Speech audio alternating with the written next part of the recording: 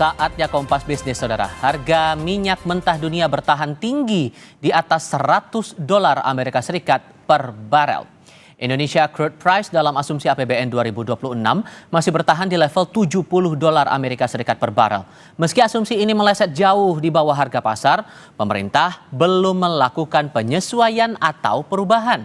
Kompas Bisnis membandingkan dengan jenis WTI atau West Texas Intermediate, tepatnya harga minyak acuan yang dipakai Amerika Serikat. WTI per 1 April berada di $102 Amerika per barel. Sedangkan minyak jenis Brent yang jadi banyak acuan negara di dunia termasuk Indonesia berada di level $103 Amerika Serikat per barel.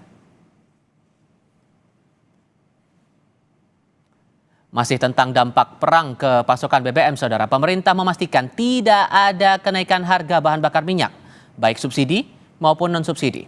Pemerintah juga menegaskan stok BBM masih terkendali. Menteri ESDM Bahlil Lahadalia bilang harga BBM subsidi masih sama dengan saat ini, alias tidak ada kenaikan harga. Sedangkan harga BBM non-subsidi masih dalam pembahasan hingga batas waktu yang belum ditentukan. Meski harga tidak naik, pembelian BBM subsidi dibatasi. Pertalite, kendaraan pribadi atau umum roda 4 dibatasi maksimal 50 liter per hari. Demikian juga dengan kendaraan pelayanan umum yang menggunakan bensin bersubsidi dibatasi maksimal 50 liter per hari. Bahwa pemerintah atas arahan Bapak Presiden dan hasil rapat, penyesuaian harga untuk BBM subsidi tidak ada penyesuaian naik ataupun turun, artinya flat, masih pakai harga sekarang. Untuk BBM yang non subsidi sampai dengan hari ini kami dengan tim Pertamina maupun dengan SPBU swasta lain sedang melakukan pembahasan sampai waktu selesai. Nah, waktunya kapan? Tunggu dulu. Jadi artinya apa? Belum juga ada penyesuaian harga. Masih tetap sama.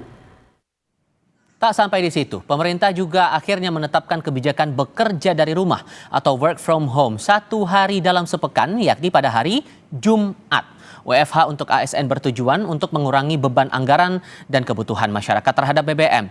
Kebijakan work from home bagi ASN setiap hari Jumat ini diumumkan Menko Perekonomian Erlangga Hartarto saat rapat bersama sejumlah menteri di Kabinet Merah Putih. Kebijakan diterapkan setelah ada imbauan atau edaran dari Kementerian Dalam Negeri yang diharapkan mampu berjalan efektif dalam pelaksanaan dan performa kerja. Kebijakan ini menyikapi harga minyak dunia akibat perang di Iran yang saat ini masih menjadi sorotan. Kebijakan WFH setiap hari Jumat berlaku bagi seluruh aparatur sipil negara baik di pusat maupun daerah. Yang A, penerapan work from home bagi ASN, aparatur sipil negara di instansi pusat dan daerah yang dilakukan sebanyak 1 hari kerja dalam seminggu, yaitu setiap hari Jumat yang diatur melalui surat edaran dari Menpan RB dan SE Mendagri. Konteks perang, harga minyak melambung, dan respons pemerintah lewat kebijakan WFH serta pembatasan pembelian BBM subsidi ini akan kami bahas bersama dengan narasumber. Saat ini Kompas Bisnis sudah terhubung dengan Kepala Ekonom Bank Permata Joshua Pardede. Mas Joshua dengan Tifal di sini, selamat pagi. Selamat pagi Mas Tifal. Terima kasih sudah bergabung bersama kami. Kalau mau membandingkan nih, ini kan WFH kebijakan diambil dengan semangat untuk penghematan anggaran di tengah kondisi beban anggaran kita dan pasokan minyak juga jadi tantangan di sini. Tapi kita juga pernah mengalami yang namanya WFH di era-era COVID-19 waktu itu. Kalau Anda membandingkan secara ekonomi, momentumnya dan kondisinya sekarang ini ada yang sama atau ada yang beda nih kelihatannya?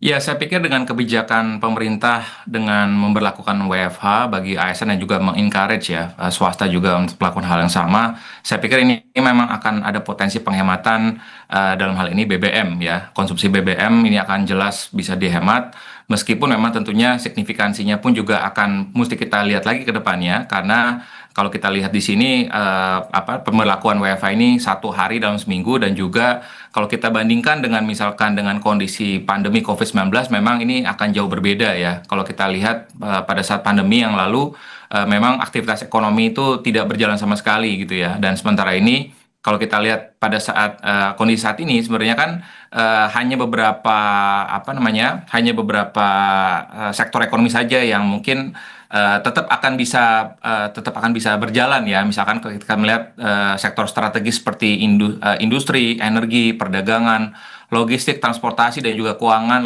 layanan publik dan juga sekolah dasar menengah tetap akan berjalan normal. Jadi memang ini kebijakan ini memang diarahkan tadi agar pengetatan mobilitas masyarakat ini tidak berubah menjadi penghentian aktivitas ekonomi yang secara meluas ya. Jadi makanya kami tetap melihat bahwa dampaknya pun juga diharapkan tidak akan sedalam apa yang kita lihat pada saat pandemi COVID-19 yang lalu. Oke, soal pertumbuhan kita akan bahas itu nanti. Tapi kalau konteksnya soal penghematan itu tadi, karena kan disebutkan penghematan BBM nilainya 6,2 triliun dari APBN. Kalau mau dibandingkan total subsidi energi kita yang jumlahnya sudah ratusan triliun seperti ini, Mas, sebetulnya ini signifikan nggak sih kira-kira untuk semangat menghemat itu tadi? Ya, kalau kita bicara 6,2 triliun sebenarnya terhadap APBN itu memang tetap ada ya, meskipun memang bukan angka yang besar kalau kita lihat dibandingkan dengan skala beban subsidi energi pemerintah gitu ya. Dan kalau kita lihat memang angka 6,2 triliun ini kan disebut sebagai penghematan langsung APBN dari kompensasi BBM atas akibat kebijakan WFH tersebut ya. Namun kalau kita lihat misalkan pada APBN kita Maret 2026 ini memang realisasi subsidi dan kompensasi saja sudah mencapai 51,5 triliun gitu ya. Dan ini baru sampai bulan Februari saja gitu ya. Dan ini pemerintah sendiri menegaskan bahwa realisasi ini sangat dipengaruhi tadi oleh harga minyak mentah, nilai tukar, dan juga volume BBM, LPG, dan juga listrik.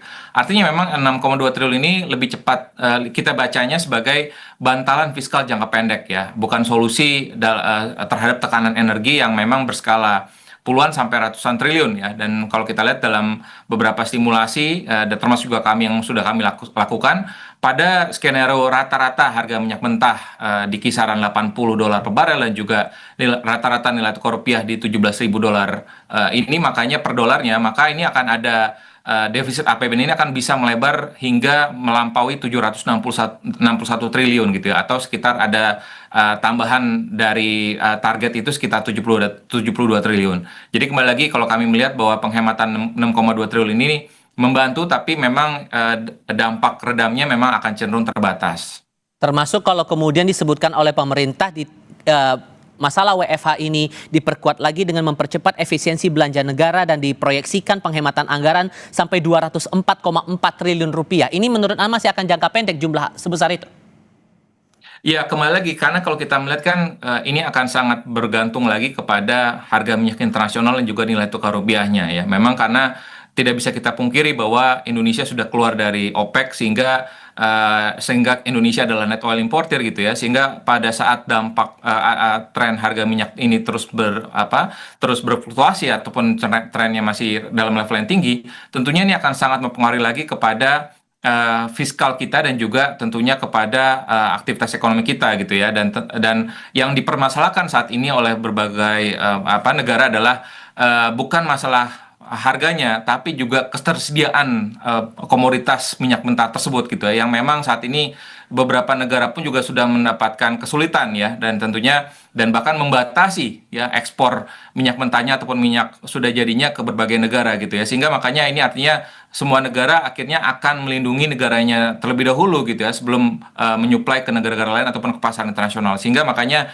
ini yang harus kita lihat bagaimana ketersediaan ini yang lebih penting ya, dan ini pasti harus dipastikan oleh pemerintah dan juga Pertamina agar tidak terjadi kelangkaan BBM di masyarakat, apalagi setelah adanya penghematan ini ataupun kebijakan WFH ini, sehingga tentunya ini akan tidak mempengaruhi juga aktivitas ekonomi masyarakat. Oke, tapi di sisi lain kalau kemudian semangatnya penghematan, karena ada asumsi begini, kalau kemudian WFH diterapkan 1 hari seminggu di hari Jumat, ini akan berpengaruh juga, ini bergantung lagi pada kedisiplinan dari tataran ASN ini mau ikut WFH atau tidak. Kalau kemudian nanti ujung-ujungnya malah pakai momentum itu untuk libur panjang dalam tanda kutip, ujung-ujungnya kan bakal boros lagi nih pemakaian BBM-nya. So kalau mau memastikan ini tetap semangatnya penghematan dengan WFH, hal apa yang rasanya secara ekonomi betul-betul dicermati betul nih Mas?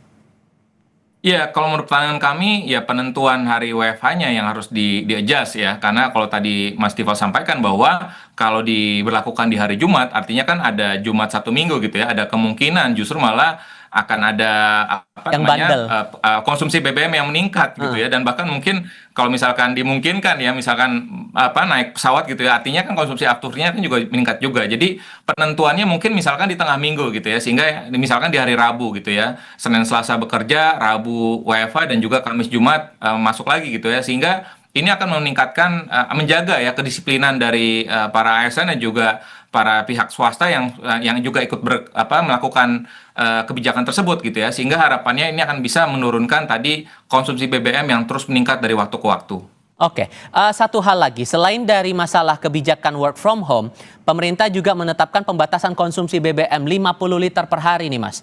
Untuk hal ini ada yang membaca juga akan berpengaruh pada mobilitas masyarakat. Sementara kita paham juga konsumsi ini jadi basis utama pertumbuhan kita. Saat Q1 kita tantangannya udah kelihatan, perang Iran versus AS dan Israel di akhir Februari 2026, dan kita belum tahu nih arah-arahnya Q1 kita akan bagaimana, dan sekarang tantangannya sekarang adalah Q2 dengan pembatasan itu.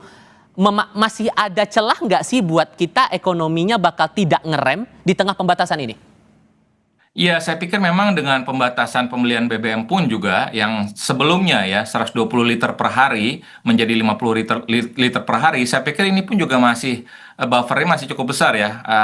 Jangankan mobilitas, misalkan kalau kita misalkan dari wilayah Jabodetabek ke arah Jakarta gitu ya, tentunya saya pikir mungkin kalau kita misalkan pulang pergi gitu ya, bekerja, saya pikir tidak akan melampaui juga 50 liter gitu ya, kalau misalkan mobilitasnya cukup tinggi gitu ya, sehingga makanya semestinya memang nih harus dibatasi lagi lebih dalam. Kalau misalkan mau semangatnya adalah penghematan, ya seyogyanya memang 50 liter ini misalkan per minggu gitu, sehingga memang benar-benar pembatasan ini misalkan akhirnya masyarakat juga di-encourage untuk menggunakan public transportation gitu ya, sehingga kalau sekiranya 50 liter per hari, saya pikir ini memang menahan mobilitas ya, sebagian mobilitas terutama kendaraan pribadi dan juga penggunaan yang berlebihan. Namun kebijakan ini memang dirancang tadi agar kendaraan umum ini harusnya lebih kecil ya, tidak mengganggu tadi, agar angkutan umum, sektor strategis dan juga distribusi barang ini tidak menjadi korban utama,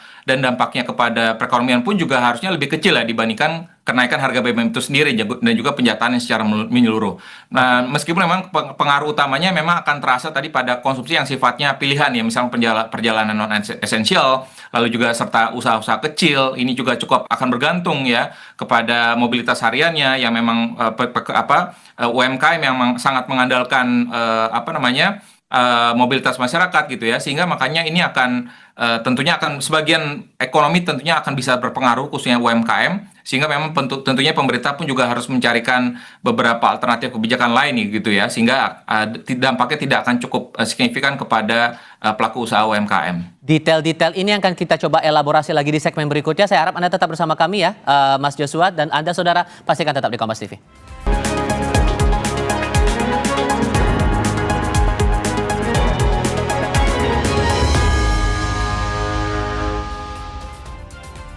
Mas Joshua, melanjutkan diskusi kita tadi. Kalau melihat proyeksi pemerintah Q1-nya atau kuartal 1 di rentang 5,5 sampai 5,7. Sementara tantangannya masalah eskalasi di Timur Tengah ini berpengaruh pada stok bahan bakar, distribusi dan lain-lain. Ke dalam negeri kita udah kerasa, dan ditambah lagi ada pembatasan saat ini yang berlaku mulai 1 April 2026 untuk pemakaian BBM dan WFH. Kontraksi terhadap pertumbuhan ekonomi kita di Q1 dan Q2 bakal sejauh mana analisis Anda? Ya, saya pikir memang dampaknya kepada pertumbuhan ekonomi kuartal 1 relatif marginal ataupun minimal ya. Karena kalau kita melihat sampai dengan beberapa data yang sudah dirilis oleh survei dari Bank Indonesia ataupun Kementerian Keuangan menunjukkan bahwa masih terdapat potensi peningkatan aktivitas ekonomi di kuartal 1.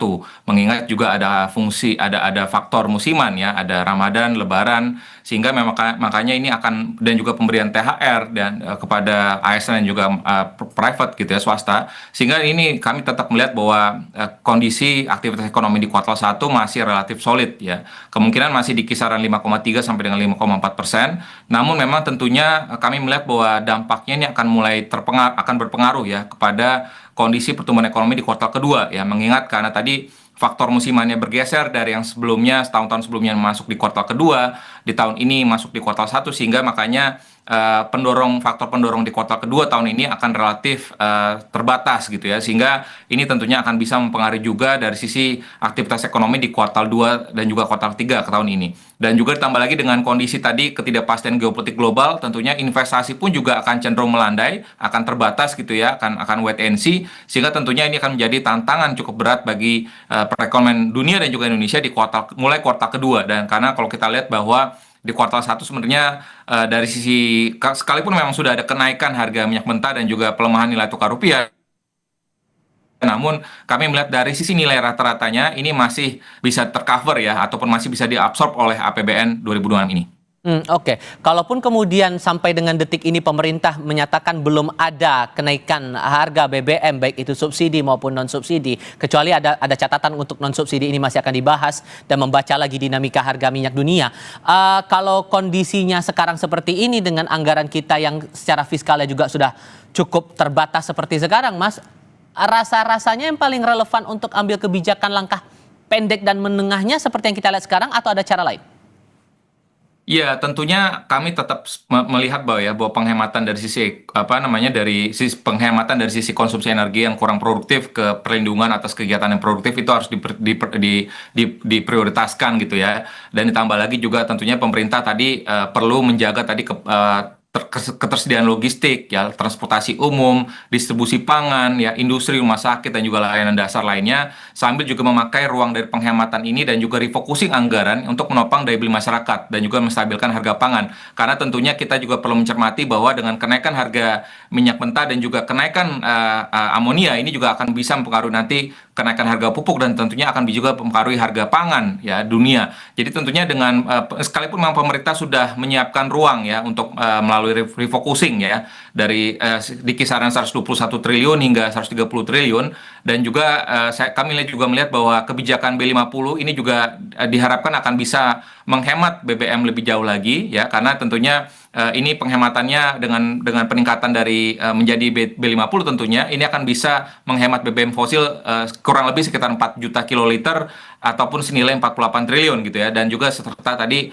mendorong efisiensi perjalanan dinas dan juga belanja seremonial. Jadi ya saya pikir ini sudah cukup tepat gitu ya, tapi tentunya tadi kami melihat bahwa dari sisi dampak negatifnya tentunya ini akan berdampak cukup negatif ya kepada perusahaan BUMN yakni Pertamina dan juga PLN ya. Tentunya ini akan menggerus lagi keuangannya gitu ya, karena tentunya dengan adanya belum adanya perubahan ataupun penyesuaian harga BBM baik itu non subsidi ataupun subsidi, maka ini tentunya akan merefleksikan langsung kepada potensi penurunan kinerja dari sisi keuangan perusahaan-perusahaan BUMN yakni Pertamina dan juga PLN. Oke, satu pertanyaan lagi, mungkin ini penegasan saja sifatnya, disingkat saja Mas. Dengan tantangan seperti ini, daya beli kita juga akan jadi challenge di situ. Masih ada harapankah untuk bisa menggerek itu semua, bahwa daya beli masyarakat tidak akan terdampak cukup dalam, walaupun ya apapun sedikit banyaknya dengan mobilitas yang dibatasi, kemudian pembatasan BBM ini akan ngaruh juga ke daya beli masyarakat sedikit banyak ya? Iya, kembali lagi kalau kita bicara sekiranya harga BBM non subsidi ini dinaikkan, tentunya ini akan tidak akan berpengaruh banyak ya kepada masyarakat luas ya. Mungkin masyarakat yang mengkonsumsi BBM non subsidi ini akan cukup dan memang segmennya adalah masyarakat penghasilan tinggi, maka dampaknya tidak signifikan. Namun kami tetap melihat bahwa masyarakat penghasilan menengah ini akan terkena dampak cukup signifikan apabila tadi harga BBM non subsidi ini dinaikkan, dan memang kedepannya memang kalau misalkan terjadi gap ya, sekalipun sekiranya nanti pemerintah memutuskan untuk menaikkan harga Pertamax dan juga BBM non subsidi lainnya, dan juga terjadi gap yang cukup besar, tentunya ini akan ada kecenderungan juga masyarakat akan membeli Pertalite, sehingga ini dampaknya pun juga akan cukup signifikan, sehingga makanya pemerintah juga perlu memberikan beberapa skenario ya, sekiranya memang kalau perang ini berkepanjangan dan tentunya APBN juga tidak bisa menyerap sepenuhnya, maka oleh sebab itu pemerintah pun juga perlu mencarikan jalan keluar, karena untuk masyarakat penghasilan menengah rendah ini pemerintah sudah punya bansos, tapi bagaimana pemerintah menyingkapi agar masyarakat penghasilan menengah ini tidak turun kelas ya menjadi masyarakat miskin, dan sehingga daya beli masyarakat ini bisa tetap terjaga tentunya dengan beberapa stimulus yang lainnya yang diharapkan akan bisa menopang pertumbuhan ekonomi kita di tahun ini. Baik, Mas Joshua Pardede, terima kasih banyak sudah berbagi pandangan bersama kami kali ini. Sehat selalu ya Mas, selamat pagi. Terima kasih.